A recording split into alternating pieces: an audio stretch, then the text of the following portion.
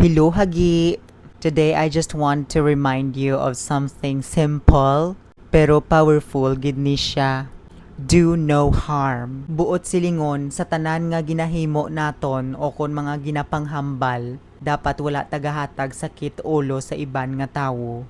Dapat wala tagahatag sakit buot sa iban nga tawo. Kaglikawan ang pagpang-insulto sa iban. Okay? Kay man every word we say, kag sa social media, every post we share, every action that we do, may ara ina-epekto sa iban. Hindi man naton mabalaan kung ano ang ginapasan nila nga kabudlay. Pero isa ka mahumok kag respeto nga aksyon sa ila, makahatag na inadako nga bulig.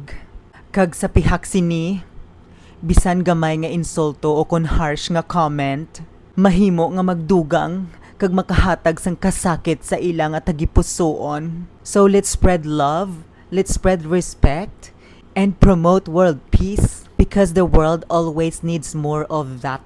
Okay? Okay.